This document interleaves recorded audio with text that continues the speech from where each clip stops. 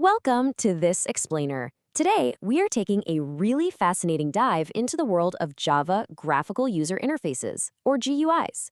If you've ever wondered how lines of backend Java code actually transform into the windows, buttons, and menus that users click and interact with every day, well, you are in the exact right place.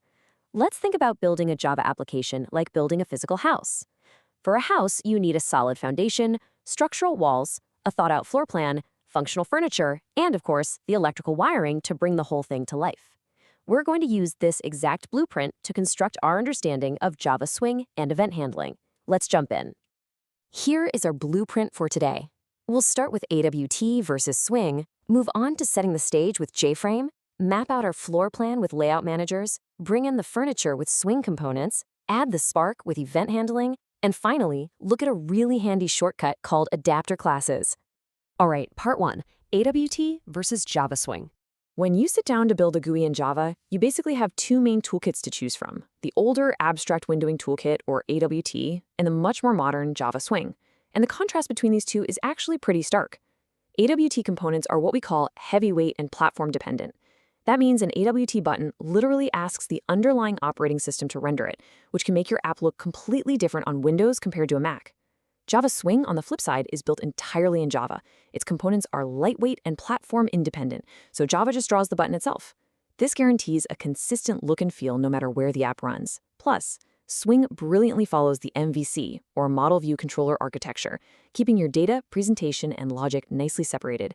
So for a modern, robust foundation, Swing is absolutely the way to go. Moving on to part 2, setting the stage with JFrame.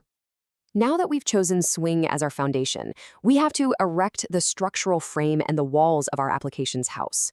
In Java, that is the JFrame. It's the top-level container that holds absolutely everything together. When you create a JFrame, you'll use methods like setTitle to give your window a name, and setSize to define its exact width and height in pixels. But here's a crucial one you do not want to forget: setDefaultCloseOperation.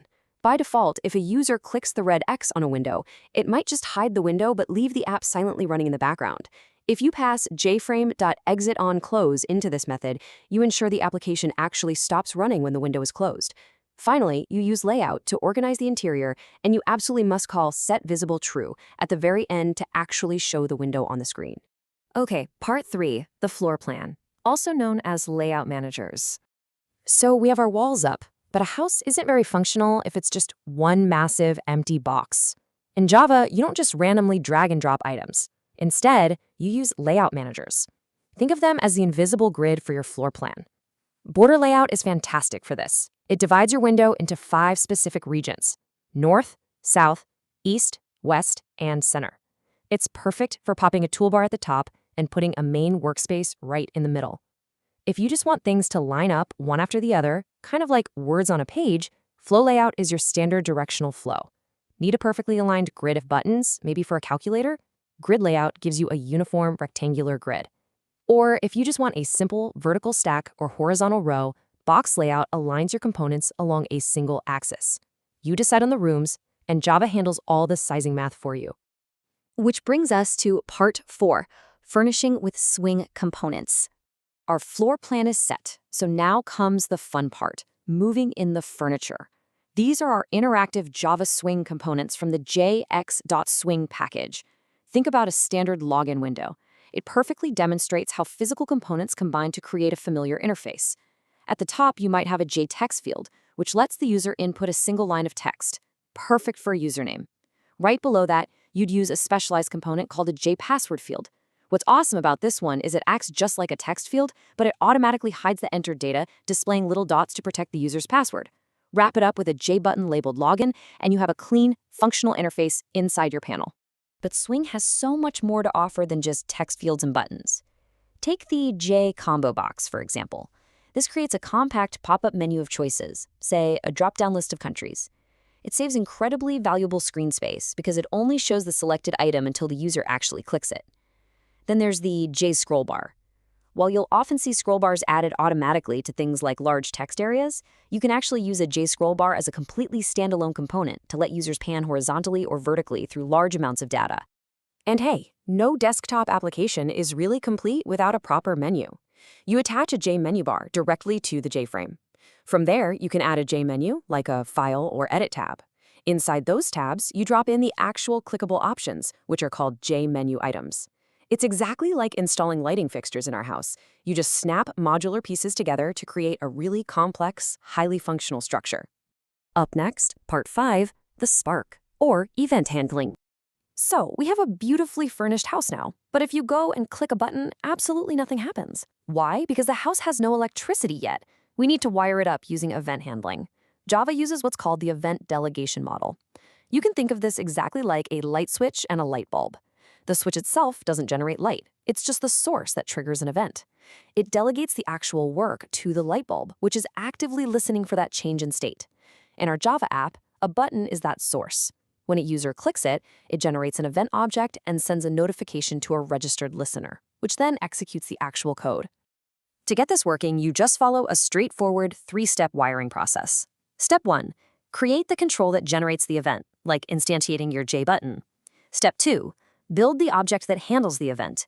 This means writing a class that implements a specific listener interface and writing out the exact code for what should happen when that button is clicked. Step 3, and this is the most important part, you absolutely must register the handler with the generator. If you forget to attach the wire, the signal goes literally nowhere. You do this using methods like addActionListener. Of course, to wire things correctly, you have to know which wire plugs into which socket. Thankfully, Java provides specific listeners for specific events. If a user clicks a button, that generates an action event, which requires an action listener. If a user resizes or closes a window, that's a window event, needing a window listener. And if you want to track when a mouse enters, leaves, clicks, or releases over a component, you'll reach for the mouse listener. It's a very logical one-to-one mapping. Finally, Part 6, adapter classes, which is basically a massive shortcut. As you start wiring up more complex events in your app, you're kind of guaranteed to run into a frustrating headache. Let's look at a very real, practical problem. Say you want to execute some code only when a window is closing. So you implement the window listener interface. But remember the rules of Java. When you implement an interface, you must define every single abstract method inside it. Window listener has methods for when a window is activated, deactivated, opened, closed, closing, iconified, and de-iconified. You would have to write out all those empty methods just to use the one method you actually care about. Talk about tedious. Well, this is exactly where adapter classes come to the rescue. An adapter class, like window adapter or mouse adapter, is a helper class that has already implemented that pesky listener interface for you, filling all the methods with empty null bodies. So instead of implementing the interface directly, you just extend the adapter class. Thanks to inheritance, you get all those empty methods for free. You literally just override the single exact method you care about. It saves you tons of time and keeps your codebase exceptionally clean. Wow, we have covered a lot of ground today. You now know how to lay a platform-independent foundation using Java Swing, frame your app with JFrame, map out your rooms with layout managers, furnish the space with interactive components, and wired it all together using the event delegation model and adapter classes. You've got the complete blueprint.